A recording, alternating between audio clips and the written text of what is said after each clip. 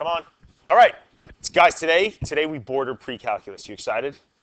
Let me tell you something. I'm amped up. When I tell you something that's difficult, it's probably difficult, right? Pre-calc is difficult, and this is basically what you do on day one of pre-calc.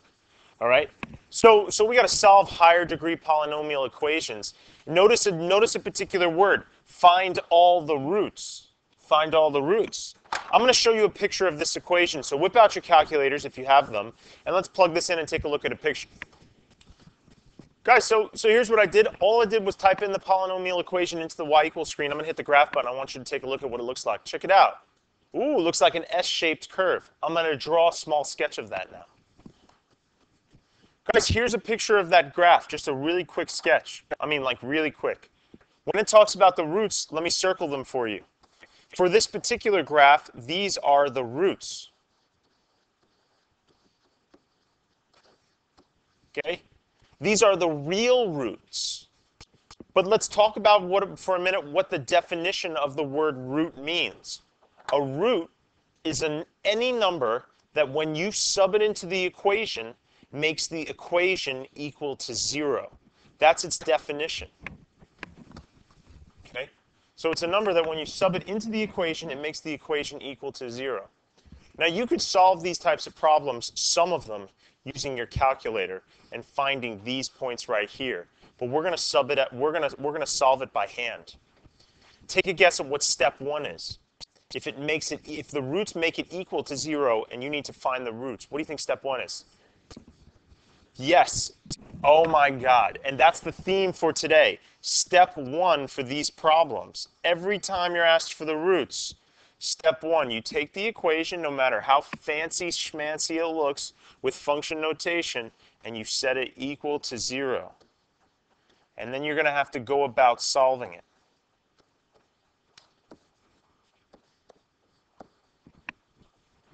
Oh boy, we got to move. Lots to do today. All right, so basically now you have a 4-term polynomial. We got to factor by grouping. So group the first two, group the last two, find out what their greatest common factor. The greatest common factor of the first one is x squared, and you're going to get x minus 3. The greatest factor of the second one is -4, and then you get x minus 3. This is old school stuff. And then, of course, you take this term and you take this term and you put it in parentheses, okay? And then you take one of the other terms, just one of them, and you put it in parentheses right next to it. And that's factor by grouping, right? But are we done yet? Hell no. You know why? Because this right here is the difference of 2 perfect squares. So we got to keep going. Oh, right? We're on our way to finding the roots. It's a long path. It's a long path. Almost as long as the Lord of the Rings, right? We're in part 1.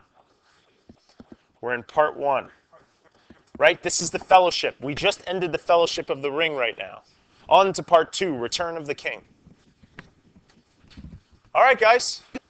As Dr. Diamond has corrected me, the second part is not the Return of the King. It is the 2 towers, right? But in any event, we are on to the last part of this problem, right? What do? You're setting it equal to 0. And now you have to set each one of these equal to 0, and you have to solve it. So we got x minus 2 equals 0. We got x plus 2 equals 0. We got x minus 3 equals 0, and then you solve them. So, yep, we're going to add 2 to both sides, and you get x equals 2. That's one of the roots. We got 1. We got another.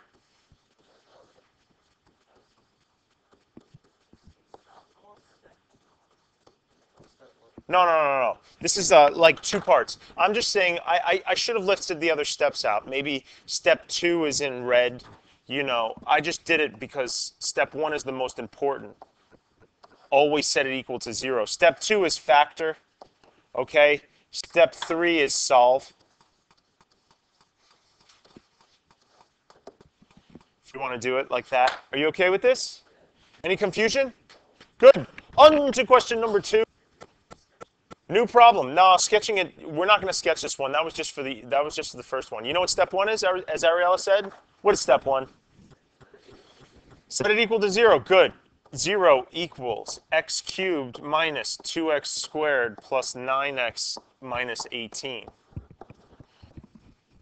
Oh, what do we do next?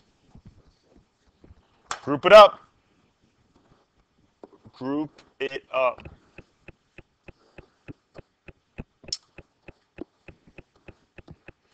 X minus 2. Whoops. Plus 9, x minus 2. So it matched up, so it's nice and good. We're going to factor it, so this is going to be x squared plus 9, x minus 2, right? And now here's where we run into trouble.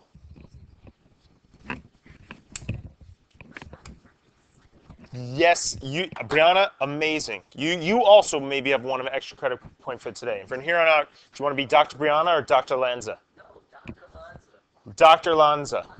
Dr. Lanza, yes, this cannot be factored according to traditional methods because it's got that plus sign there. Oh, we might be screwed. Let's attack this one, though. Right? We're going to add 2, add 2. And so you know that one of the roots is 2.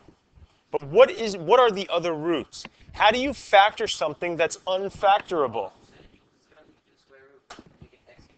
That is not x equals 3. This is one approach to the answer. This is one approach to the answer.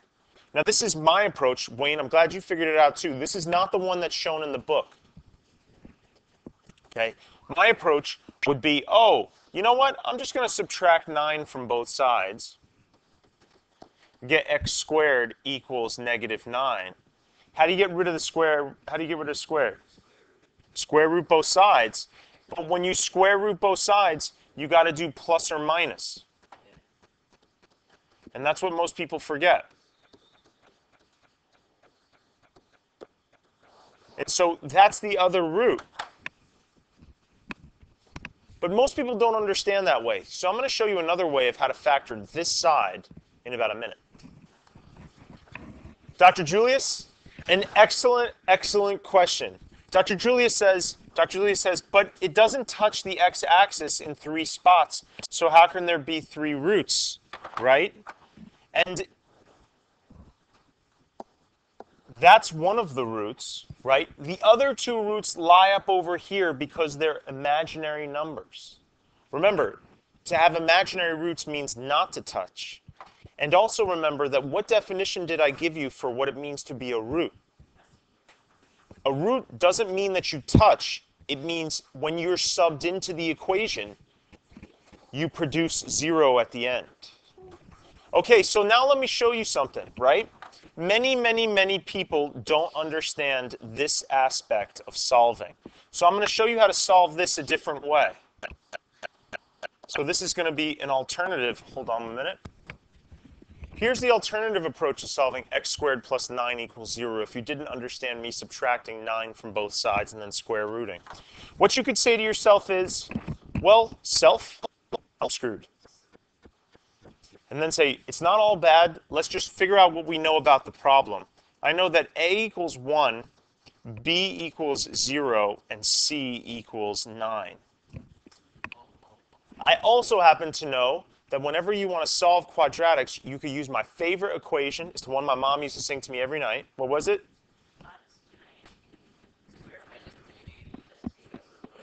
X equals negative b plus or minus the square root b squared minus 4ac over all over 2a. Now we just have to sub in and solve it, and I want to show you that it's the same. It will produce the same answer. This equation will produce the same answer as this something. So here's what we did. Basically, all we did was take this equation, we plugged these numbers into it, right? And that's what this is shown in green. And all we did was go about simplifying it, right? 0, the stuff inside condenses to negative 36. The square root of negative 36 is 6i. And then all of these get reduced by 2 to produce this final answer. So you could do all this work, mad work, yo, right? That's a lot of work. That's a lot of work. But it will get you to the answer. Or you could have thought of being creative and done it this way as well. Either way works. I will say, though, in the future, you will have to know how to do it this way because some answers become so complicated. The only way to get them is through this. Welcome to the end of today's lesson. This problem is absurdly easy. Guys, tell me some things that we learned today. What does it mean to be a root? What do you do?